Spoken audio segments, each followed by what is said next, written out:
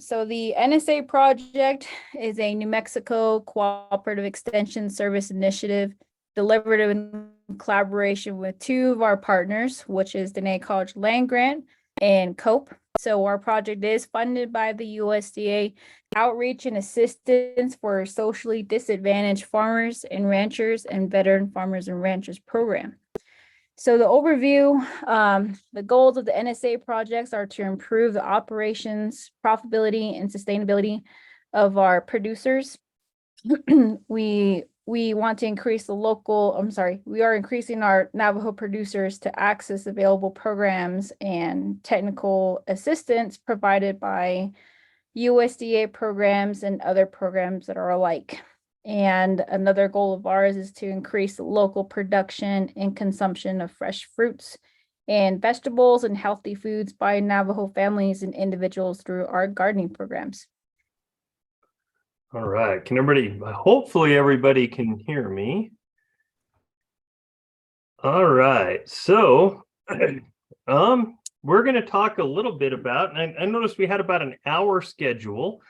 I'm not exactly sure if it will take quite that long, but we should have plenty of time for questions at the end. And tonight, so basically I'm going to start this discussion and go through the calving side of things primarily. But I just want you to be aware that pretty much this all transitions over to the lambing side of things. And then I have a video to show you to kind of really discuss the lambing side in a little bit more detail.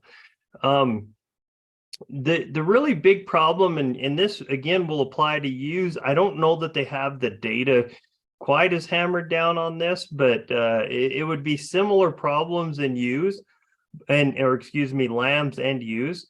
But the biggest issue with this is calves that experience birthing difficulties are 13 times more likely to die within 12 hours. So if they're having problems getting out of there, their chance of death does increase quite a bit, as does their chance of contracting disease early after life. And then you're not out of the woods even within the first 45 days, because for some reason, these calves are even more likely to die within the first 45 days. And again, I know it's the same in sheep, but these numbers might be slightly different in terms of the times. But overall, it is definitely more, and probably a little higher in lambs that have dystocia or birthing difficulties. And the chance for them to die probably is a little bit higher and that's compared to a normal birth. On the cow side of this, you can run into things like uterine infections if that calf's in there too long. Retained placentas can be another problem. And really one of the biggest ones, those cows that have especially bad cases of dystocia, and dystocia just means birthing difficulty. But those cows that are really having that issue, it can be a challenge for them to get bred back, and especially for them to get bred back you'd like them to start breeding within about 45 days after they have that calf. So you don't have that problem obviously with ewes, because those lambs are usually born in the spring, and then you're not going to rebreed those ewes till fall. In generally speaking, but there can be, in some rare cases, long-term damage to the reproductive tract. So dystocia or birthing difficulties is definitely a major problem. And so, I think before we get into some of this preparing for the calving, and some of these things, the ship has sailed. We're going to be entering calving and lambing season here in a few months, 2 or 3 months, 4 months, depending on your operation.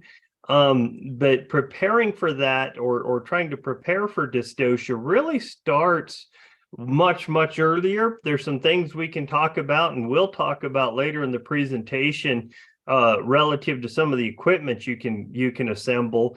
But as you think about calving, you want to start way back at breeding and really prior to that. So one of the situations you can address right now is nutrition. Though we don't have time to really go through the entire body condition score today, if you have questions on that, be sure and talk to Mikkel or some of your other extension folks up there, and they can walk you through or put you in contact with us, or we can get you the resources you need to really go through your herd and start looking at what their body condition score is. The reason this is important, and especially in our region, a lot of times we're starting to dry out as we go through the fall and winter months, and the forage quality really begins to drop. I just saw a forage analysis we did by Corona, and I want to say protein was down around 3% or just under that. So there are some nutritional challenges this time of year, and if those cows have a really reduced body condition score, or they're very, very thin, that translates to weak muscles, and those muscles are required to push the calf out and allow this parturition process to occur. So if they're really malnourished or undernourished, you do pose the risk that they're simply not strong enough to get that calf out of there. So that's something to watch. You want to make sure your nutrition, or those cows that are in and those ewes are in a good body condition score. The ewes, you also want to try to kind of get them on a really good ascending plane of nutrition, maybe a little corn a month before lambing, to prevent things like milk fever in those ewes.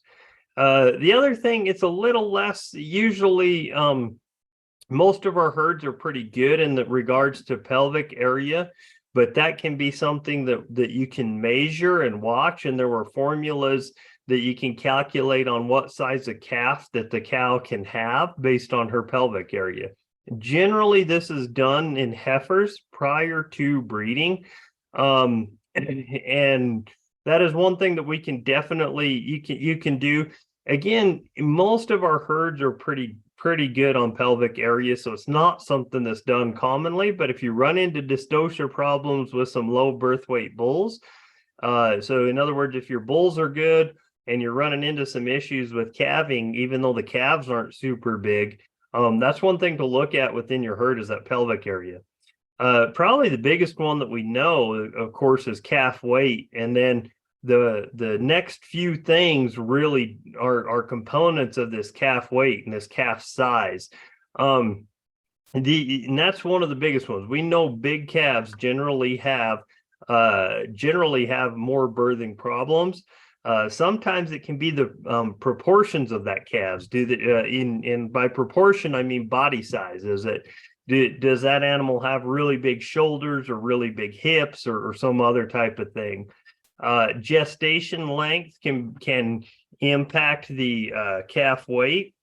As the longer that calf's gestated, generally the bigger they are, and there is some variation in gestation length, and even sires can have different sort of impacts on gestation length. But genetics is the biggest one, and again, it's really beyond today's talk. But calving ease direct and birth weight are EPDs, or expected progeny differences, that you can look at with your bulls. If you're having problems with calves, looking and selecting really good bulls in terms of lower birth weight, or with a really good calving ease direct, can definitely improve that situation. That's the easiest way to do that. And then there's some other kind of off the wall strategies, and I shouldn't say that, not off the wall, but I know several ranches that will use different types of bulls on the heifers. I've heard anything from I know one ranch, for example, uses Wagyu bulls, and then they sell all the calves as the Wagyu Angus crosses, and they have a contract for that. But the Wagyu cross calves are quite a bit smaller and a lot lower risk for dystocia. I've heard of people using other breeds as well. Fetal positions, one we're going to talk about today a little bit, that can definitely contribute to dystocia. And then, of course, twins. If these cows have twins, usually you're going to have to pull one of them. Okay. So as you prepare for the calving and the lambing season, I think probably the biggest thing that you could or one of the biggest pieces of information to write down from tonight are some of these timelines. So knowing when to intervene and when not to is one of the really important parts of this. And really it starts at stage 1. And this is the preparatory stage, and it can last anywhere from 2 to 6 hours is what the textbook will tell you. It seems like some of those older cows that have been around a little while, and those older ewes, that they probably go through this in about 10 minutes. It seems like they just kind of lay down and have those calves right away, or those lambs. But heifers especially can take a little longer. This is where they're sort of restless. They begin to isolate from the herd. They're urinating frequently, kind of arching their back.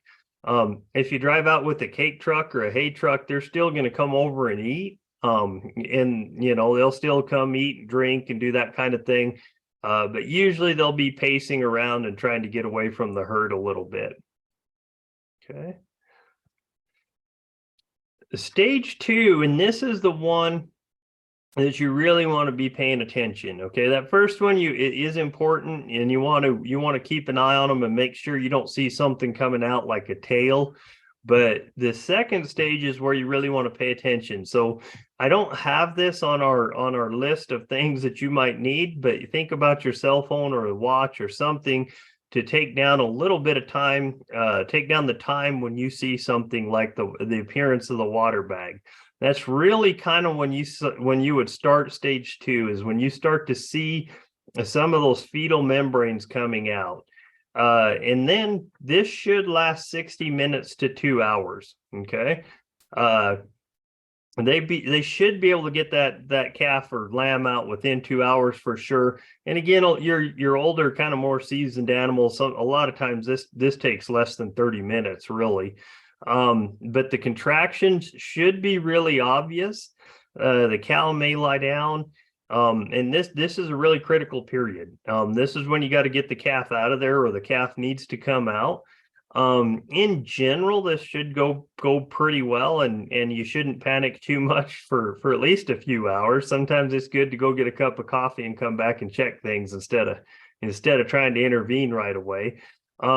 That back to the nutrition side, what you'll notice at this stage is that if you notice the contractions, and what that means is those muscle contractions, and the cow squeeze, and you can see it on her sides, and she's trying to really push that fetus out. But what you'll see if those cows are malnourished or undernourished is they're going to lay down and quit.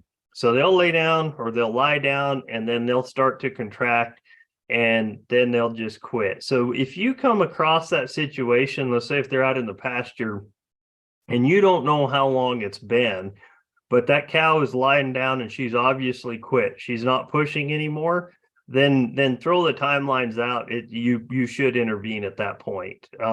But again, that's only if she's obviously, I mean, they can take breaks, but if she's quit, she's lying there, and you'll be able to tell, then you want to intervene at that point. Okay. Now, stage 3 is expulsion of the placenta, and that takes about 6 to 12 hours. And one of the things, and they'll be you'll see a little bit of the placenta hanging out, and eventually, and it's a really neat system that the ruminants, which are both ewes and cows, have this cotyledon. So basically it interlocks. I don't know if you can see my hands, but it interlocks, and that parturition, it just unzips. And I know you can't see that, but it just unzips and falls apart. So there's some blood, but there's usually not very much blood with parturition. Now, if that placenta hangs in there for a while, and you have this retained placenta, it's one of the things that's changed in the veterinary practice. Talking with Dr. John Wenzel on this, who's our extension veterinarian, and he said, they used to tell you to slowly put some pressure or some weight on that placenta and pull it out, but that's since changed. He said about at most is to tie one of those palpation gloves or a plastic bag around the end to maintain the moisture in it. And then what that does is just keep the weight in. If it dries out, then there's not any weight. and to just leave it. He said that's one thing that's changed. Whatever you do, and actually I saw this on TV. I don't know, I don't even remember, as one of those veterinarians on TV, and they just went in and ripped it out. And about every veterinarian textbook you read says not to do that. You'll cause more damage than you will help anything. Okay, so that's the retained placenta side of things. If you're having a lot of those retained placenta issues, a lot of times evaluate your mineral program, especially if you're not providing minerals to the cows. That can be one of the indications of a mineral deficiency, is the retained placenta. So if you're having a bunch of them, that's not normal. If, once in a while, it does happen. Okay. So when you think about preparing for the calving and the lambing season, it's important to understand the fetal positions and what should happen and what can happen. And it's critical to remember one thing, and we hear this a lot. Well, I did this and we got the calf out of there. But you want to remember two things: that when a cow's having calving or a ewe is having lambing problems, that you can impact her fertility both immediately and even over the longer term. So it's not about just what works to get this calf out, but it's what works and keeps the calf and cow as healthy as possible. And I think that's one of the things that we've all heard. Well, we use motor oil and a 4-wheel drive and got that calf out of there. And okay, that might have worked, but did the cow breed back? And so it is about maintaining the cow and calf health throughout. What this shows, this is the pelvic area of the cow. All right, this would be the hip bone on each side. So this is, imagine for a second, towards the front, that we're looking down the cow's throat, if you will, or if you took a cross section right back near her pelvic bone, we're staring through her pelvis, and that's her tail. This part back here is her tail. When we measure pelvic diameter, it's here, is how we calculate. But what I'd like you to pay attention to is the widest area of this pelvic, or the widest part of this pelvic area is really diagonal. And so if you kind of burn that memory into your mind, that this diagonal portion from here to here, if you can see my pointer, is actually the widest part of that pelvic bone. So rotating those lambs and those calves so that by the time their shoulders and their hips are coming through, they're coming through that widest part, can help a lot, especially if that calf's pretty big. The second thing is, this is the normal presentation where you have the two front legs coming, and then of course the head or the nose and the head following. But one of the things that I want to show you and to also kind of burn in your brain is, see how this calf is in the pelvic area, and there's this space here around that calf. If when you go in to feel or to palpate, and that either the lamb or the calf's head is in this pelvic area or something, and there is absolutely no room to get your hand around, then that's too big. And at that point, you're probably looking at a C-section. If you're probably looking at a C-section. It's just physically too big to come through this opening. So that's really sort of your first check, is as they're coming out, and if you can't get your hand around the head at all and down into the cavity, then that calf or that lamb's just simply too big, and that's the problem. Okay. So this is what it looks like from the side view. Right before either the ewe or the cow is going to have their calf or lamb, that they'll eventually roll into this position to where it looks like they're going to dive right out of there. This is the normal position. And so you can see, and you've probably heard the old adage, always look in case, just in case the dew claws would be right about here, that if you have 2 feet out and the dew claws are down, you're good.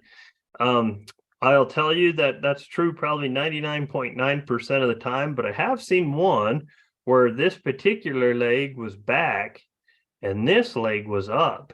And so it still had the dew claws down, but things were definitely not right. So usually you want to make sure that you have a knee joint or something of that nature with that's associated with the front leg.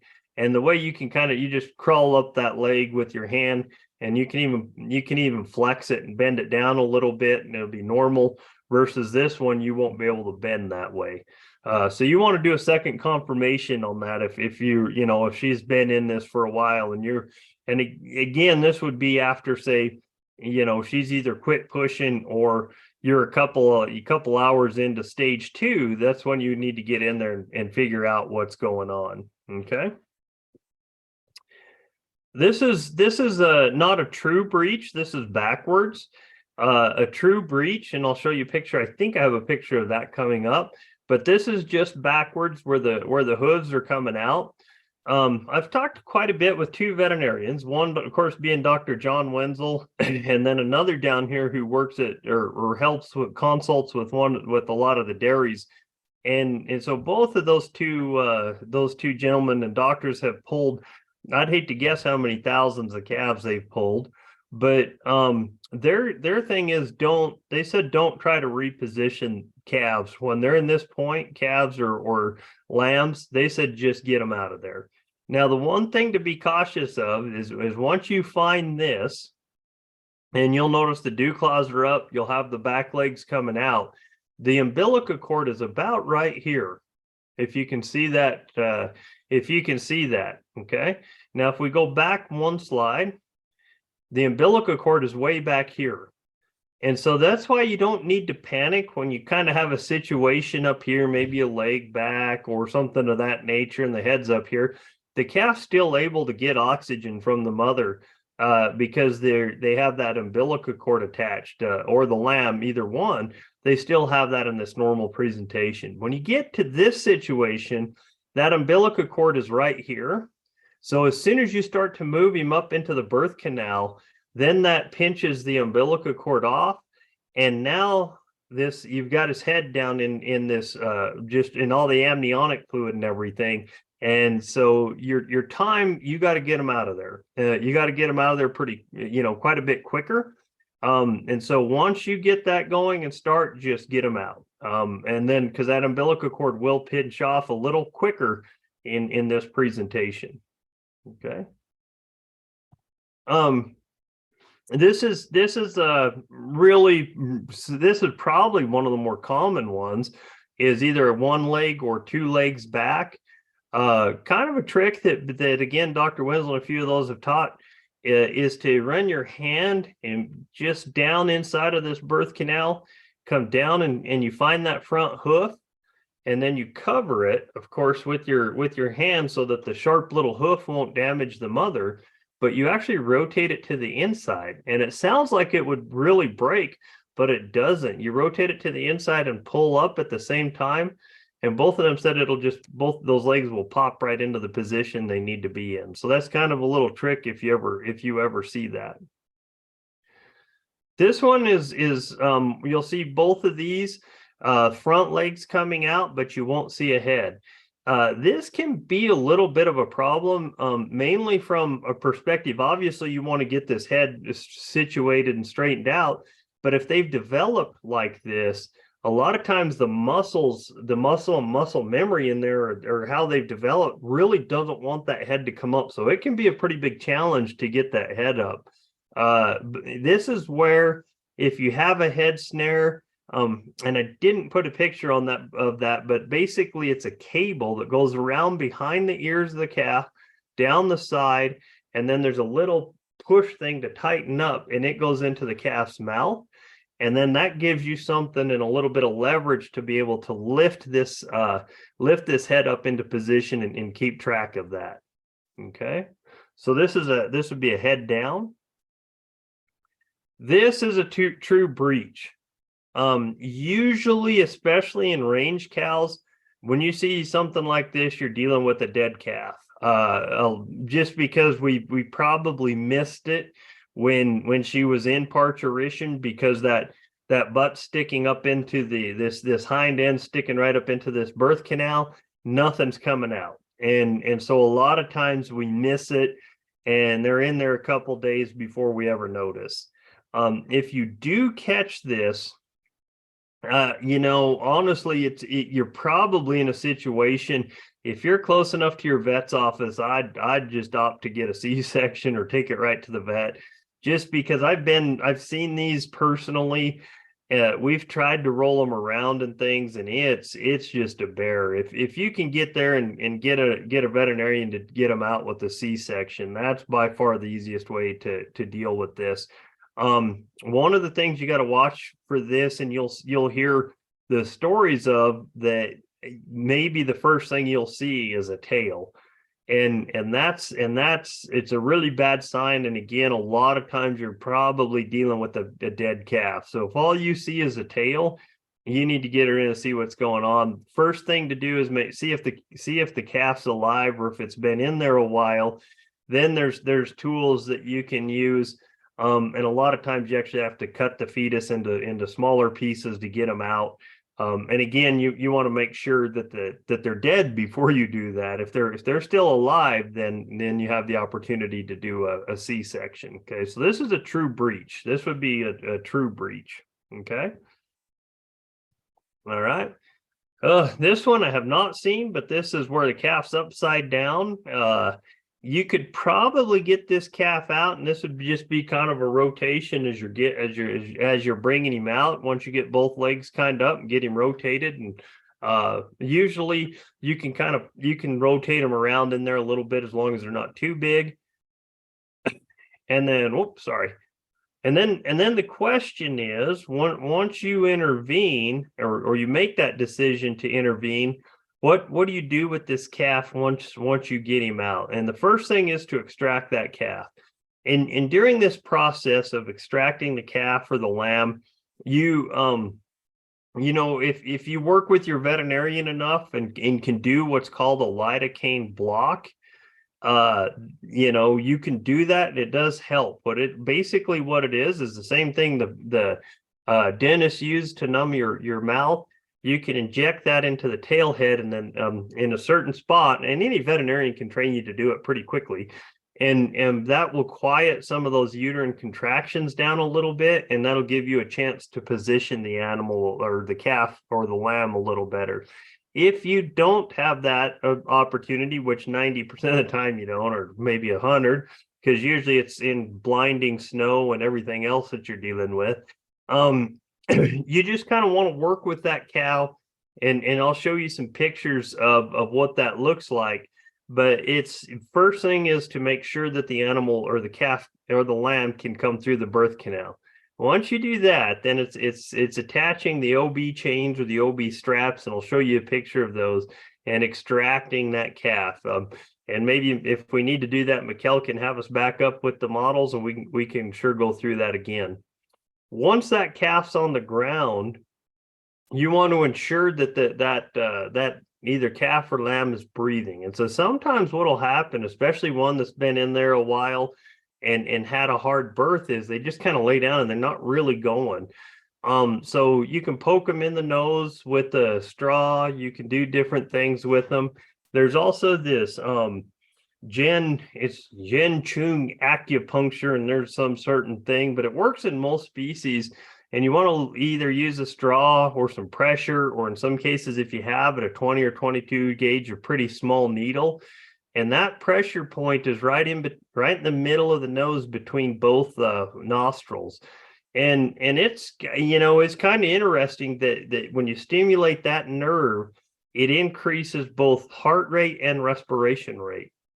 And so when you stick that in there, it's like doing a little acupuncture on them, and it can get them going. And so, my first attempt would be just stick something in their nose, see if you can get them to kind of breathing, coughing, and sneezing to stimulate that.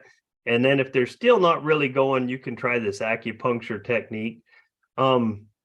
Once we get through that process, I will usually go ahead. And now if you think back, I told you how this process isn't very bloody. And that's because in ruminants, we have the placenta type that there's not a lot of blood exchange, if you will, between the mom and the baby. So what happens is that prevents antibody transfer. Antibody transfer has to happen after that calf is born. And they do that by sucking the mother and getting the colostrum from the milk. So 100% of the time, I'll milk the dam and go ahead and just tube that calf right there. And it's kind of and I hadn't thought of this before till talking to Dr. Wenzel and a couple other vets, but it's a double-edged sword. You don't want to give them too much, because what'll happen is if you fill the little belly up, they'll just lay down and go to sleep. But that's not what you want a calf to do or a lamb to do. You want them to get up and try to nurse.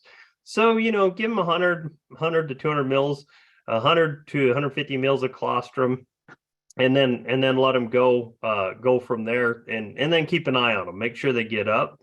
And then you want to also, come back and check on them and make sure that cow or that ewe is taking them. If you pulled them, you probably have them in a pen at that point.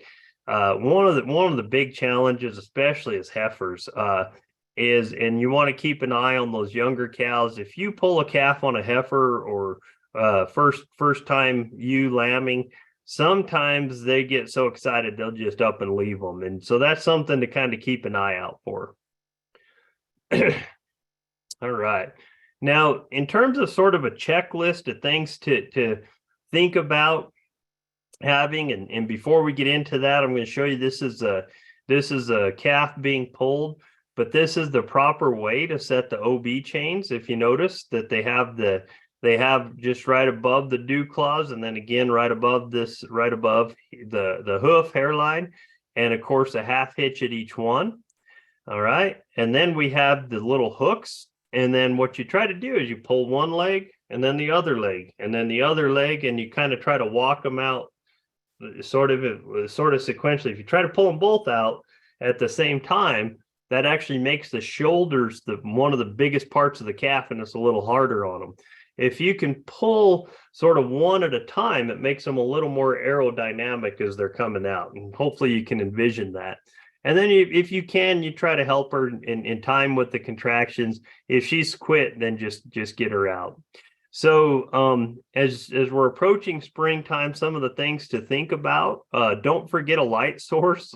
Headlamp is one of my favorites because it frees up your arms. Check the batteries, make sure they didn't explode in your headlamp or whatever, your flashlight over the last year that you haven't used them. See if you have some either OB chains. They also have OB straps that are a little broader, usually made of nylon. And then, of course, I like having these hooks just because that gives you a little better grip when everything's really kind of slimy and messy. Down here are fetal extractors or calf pullers. We don't really have that for the ewe side of things, but if that's a good one to have for the calf side, make sure you know how to use this, because it's a leverage thing. If used correctly, it's a very good tool. If used incorrectly, you can sure split a pelvis bone or do worse damage to her. So if you don't know how to use it, you might try to get that calf out without it, but they sure are a good assistance if you're in a jam. I personally like gloves. Just trying to keep things clean on the cow side, and two, there's some of these zoonotic diseases around. Risk is pretty low, but it's not zero, so it kind of protects you as well. The other one that if you have time to get this is the lube, and this J lube is what Dr. Wenzel recommends. It comes as a powder. You can mix it up with some water, and then just pump that in there, and that will actually, if you can lube anything up and you pump as much lube, and that's kind of what he says, pump however much you think you need, and then double it and pump some more, and filling that birth canal with lube, it makes it a little harder to get a grip on anything, but it'll definitely help you get those calves or those lambs out. So it's good to have a good lube in your toolkit.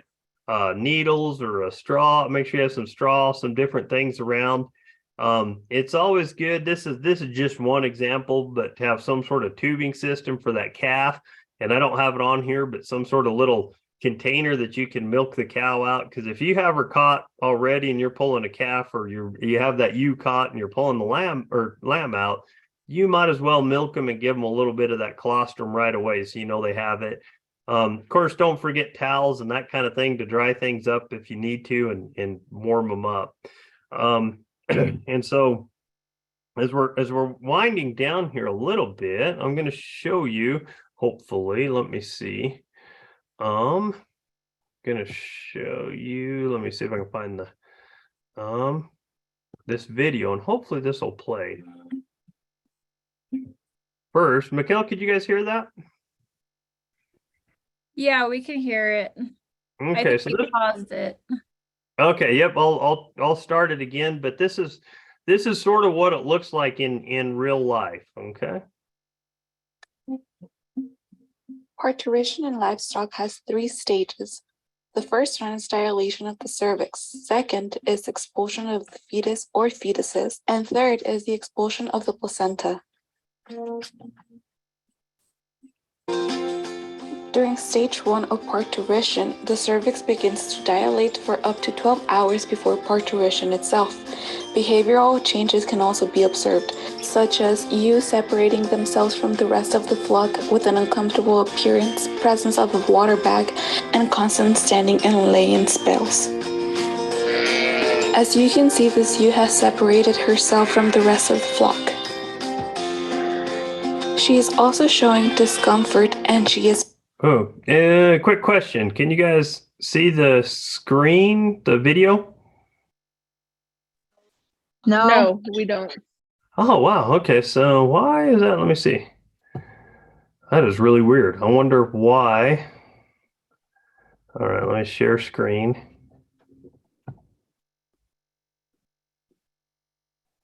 Again. How about now? Yes. Okay. pawing at the ground.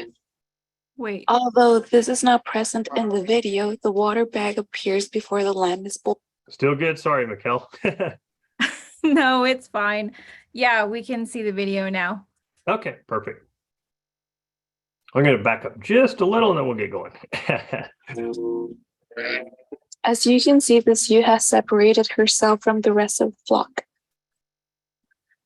She is also showing discomfort, and she is pawing at the ground. Although this is not present in the video, the water bag appears before the lamb is born.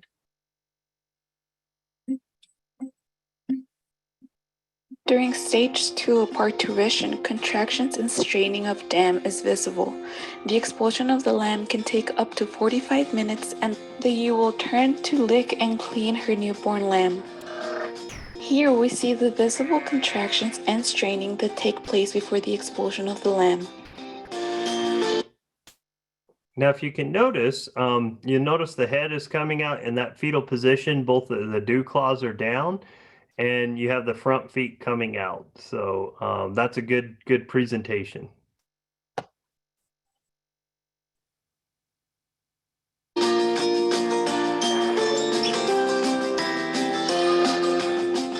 Once the lamb is born, the ewe will lick and clean the lamb.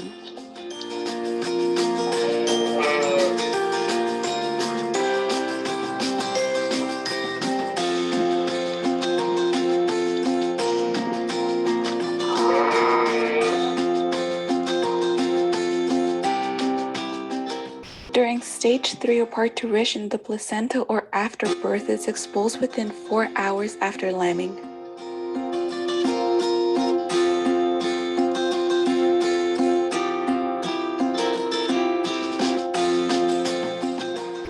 After learning that ewes can have twins and even triplets, can you now identify the signs and stages of parturition? Here you can clearly see visible contractions and straining, which are characterized in stage 2.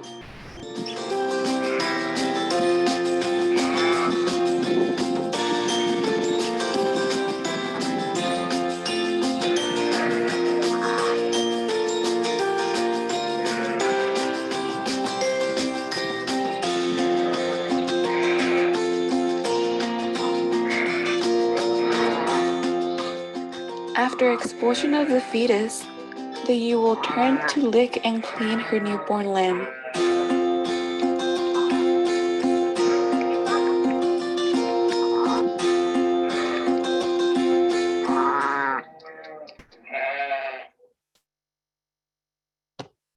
Oops, sorry.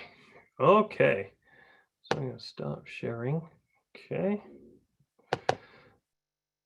All right. So basically what that showed was that showed the different stages and how that looked in lambs. It'll look very, very similar. It can take a little bit longer on the cattle side.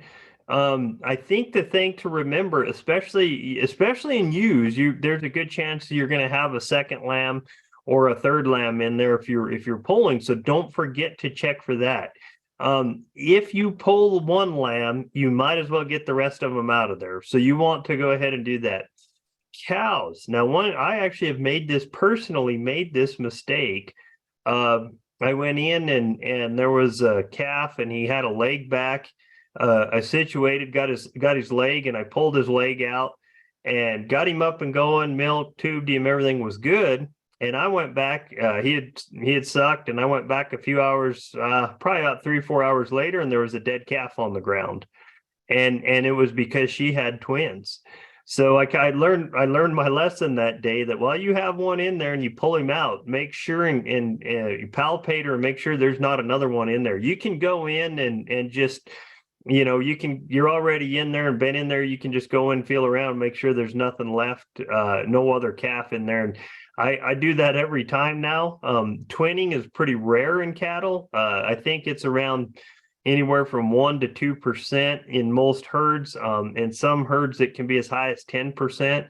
So, it's always a good idea to check it out. If, once you pull it, you might as well check and make sure that there's not another one, floating around in there.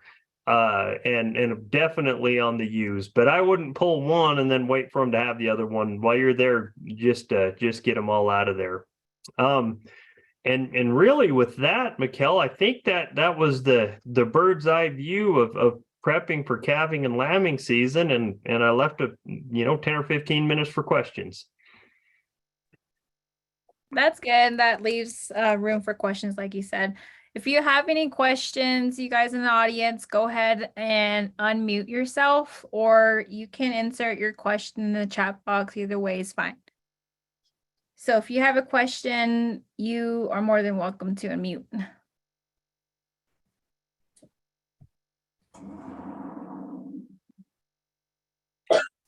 Hi, Craig. This is Trina. Oh, hi, Trina. Good evening. So you said corn a month out before lambing would be sufficient. Would that be just plain corn or any kind of mixture with that? Yeah, so here at the West Sheep Unit, and that's who actually filmed that video. I think they start them on that corn, and it's just a ground corn. They're already feeding them a little bit of alfalfa or hay, but they'll start them on that corn a month and a half before the lambing season starts. And I know a lot of the range folks do the same, that you kind of want to get those ewes on a pretty good plane of nutrition so you don't run into problems there right when those lambs are born. Okay. Thank you. Uh-huh. So yeah, I didn't state that, but I would like to thank the West Sheep Unit here at NMSU for providing the video and some of that material. I thought they did a really good job on that. Was that taken on the campus? Yes, it was. There were a few grad students that were there on campus, and they during lambing season put that video together for us. I think I noticed the barn in the background. Yeah, and important that part of the West Sheep Unit has now been torn down, and the West Sheep Unit's been relocated. So under the new geobond situation, so I think there's going to be a feed mill down there now.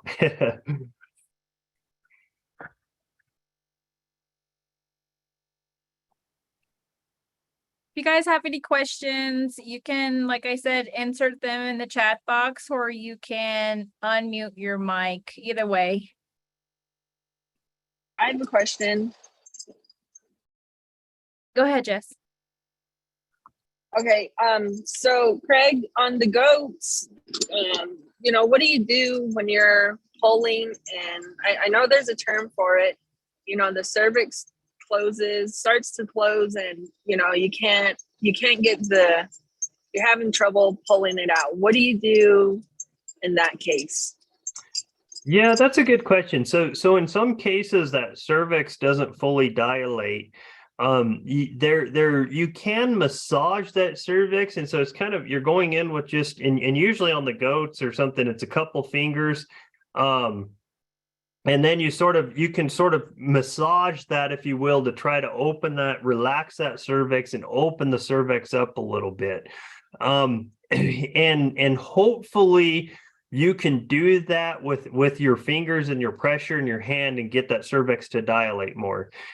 If you can't at that point, Jess, you're probably looking at a C-section if you can't get that cervix to open up any. But a lot of times just that massaging of it will get it to open, but you still want to do that one check that we were talking about, that it's open sufficiently to be able for that head to be able to have enough room to come out, if that makes sense. And I think Trina just asked if that's ringworm, and that might be one of the terms for it there.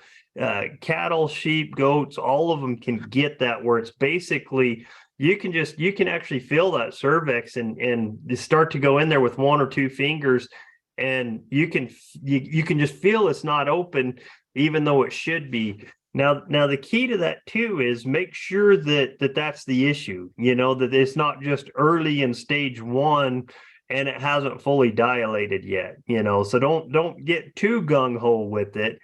Sometimes, and I'm terribly guilty of this, I'll overwatch them, if you will, and then really be worried, and I'll go get a cup of coffee and come back and everything's on the ground and great, so. But if you're at that stage 1 and you notice things aren't progressing, it doesn't hurt to go in there, and at that stage definitely go in with a good clean glove and just feel that cervix and see if it's where you're at, and if it's really closed up, you can massage it open a little. And if you can't, then you're dealing with a C-section. And Craig, just a comment there, because I had a ewe that happened to, well, actually 2 ewes, and it was a mother and a daughter, and come to find out, my vet said it was ringworm, and it's genetic. So she said, if you ever get a sheep and she drops a ewe, you actually loosen her up to get the lambs out. You don't want to keep that ewe for further production, she said, because it's hereditary. Yeah, and that's a really good point. And they'll tell you certain things, not the vets, but some of the academics tell you things that reproduction's not a heritable thing. But I would say they might be right in the strict numbers, but I think your vet's 100% right. And anytime within any herd, the best herds I've seen, and I don't care if it's cows or sheep, they cull really hard on reproductive problems. And so I would encourage everyone, if there's any sort of problem, let nature select your herd for you, and you'll have a really good herd eventually. Don't put up with any problems from any animals. And I know that sounds very harsh, but after several generations of having very healthy very healthy animals with no problems, then that's what your herd will be. If you tolerate and allow problems to be in your herd, then that's also what your herd will be. Okay,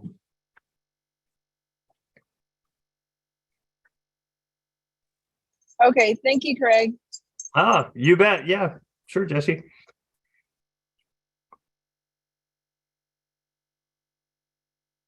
Any other questions or stories? Usually everybody has a good train wreck story, and there's been lots of them. Yes, Craig, I have a story. I'm sorry. I'll wait. Okay, this is Ernst Diswood, and one of the things that we saw this year in our sheep lambing operation was that for some reason this year, even those that had previously lambed with lamb and just walk away from their lambs. And so we ended up having to jug all of them to find out, and see which ones actually would keep their lambs. That's just one of the war stories that we have. Thank you. Oh yeah, it's perplexing it does seem to be year to year on some of those kind of things. In that one, I would love to have a good response for you, but yeah, I don't know.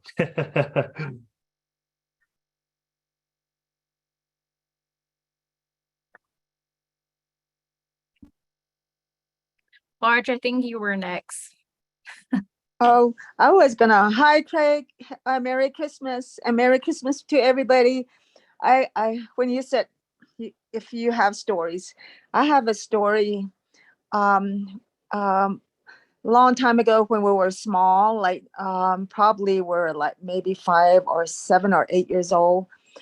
During lambing season, um, we used to watch ewes have their lamb, and then our mom caught us doing that, and then she told us, don't watch the ewe lambing because it's going to take a long time for it to drop. So we learned that lesson, and I really like that point when you said, just go away and have some coffee and come back later. So I think that was our mom's point, like, get away, let it have its slam. That's my story. Thank you. Yeah. Yeah. Well, Marjorie, I think you're right, but that's probably for us that are a little over, and that's me. I'm totally, I gotta take a step back because I get a little too nervous sometimes, I think, watching them, and they're pretty good at what they do. Yeah. Thank you. Thank you. Good seeing you. Merry Christmas. Uh-huh. Thank you. This is Ernest again. Oh yes, hi Ernest. We're looking at doing palpation on our pregnancy testing. We're running late, but want to make sure and get rid of those that aren't pregnant. So we're doing that here in the 28th. Uh-huh. Are you ultrasounding or palpating, Ernest, on those? Palpating. Oh, okay. We were going to try ultrasound with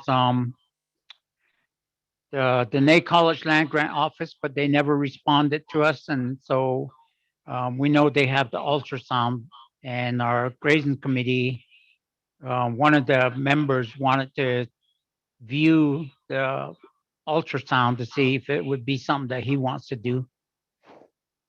Thank you. Yeah, no, and that ultrasound, especially on ewes, that's a real handy thing, and you can see the number of fetuses in there, so you know kind of what you're dealing with too.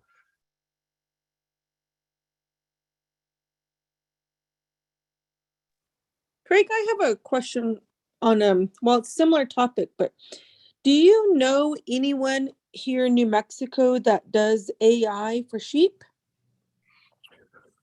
Ooh, within New Mexico, I don't.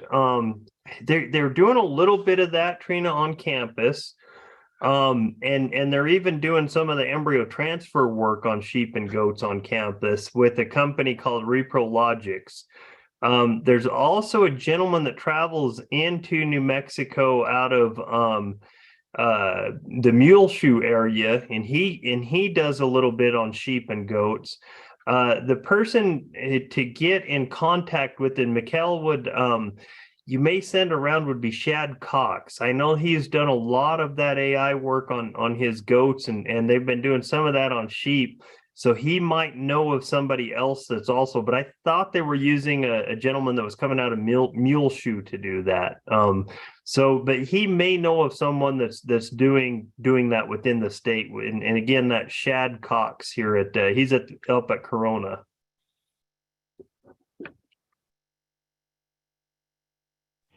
Okay, thank I you. have a question. Uh-huh.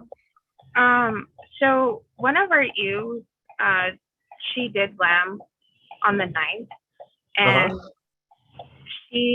her bag came out, her placenta, but she's kind of still bleeding to this day. We don't know why, but she's still walking around like So bleeding. I don't know if that's normal or.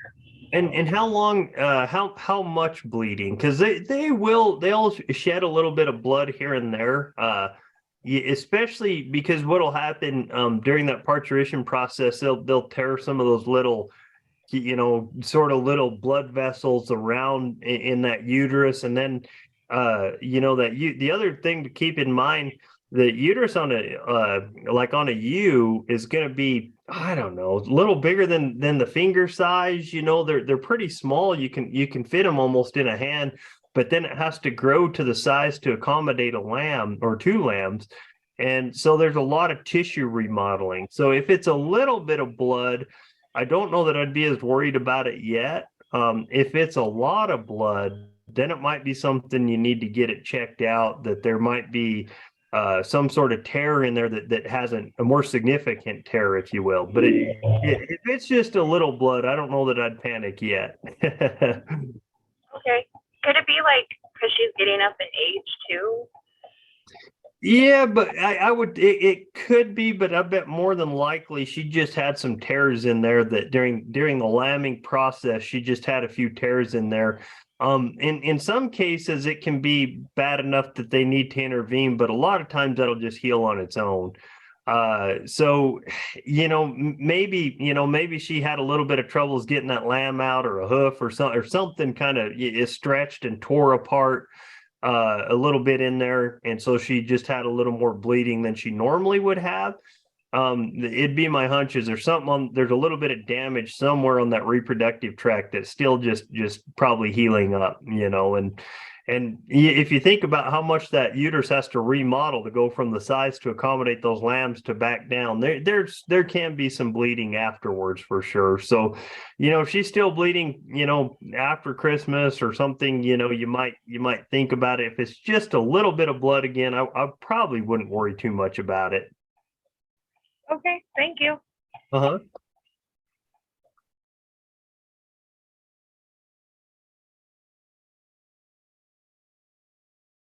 We'll go ahead and take one more question.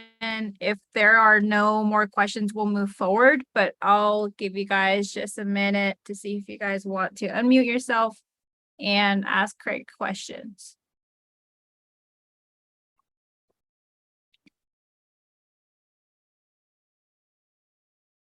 While we're waiting on that, I did release a poll. So if you wouldn't mind filling out that poll out for us, I would really appreciate it. If you have any other questions that you guys wanted to ask or any additional comments, feel free to share that on the poll survey for us. Appreciate it.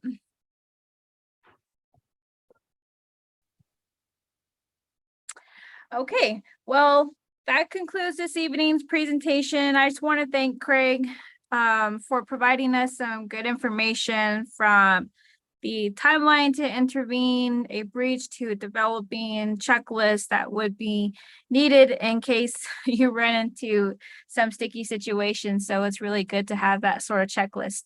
And but thank you so much. With that being said, we'll go ahead and move on to our announcements. Just to let you guys know, next week we won't be having the webinar. So just to let you guys know about that. But starting January 6th, we'll have a webinar on tree planting. This will be presented by Kevin Lombard. He's the superintendent at the Agriculture Science Center down located near Nappy. But that concludes our presentation this evening. Thank you all for attending our webinar, and thank you, Craig, for providing this presentation for us and answering all the questions folks had in mind. So thank you a lot, and we hope you all have a good rest of your evening, and happy holidays, everyone. Yeah, thank you for having me, and reach out with any questions anytime by email or other. Merry Christmas, everybody.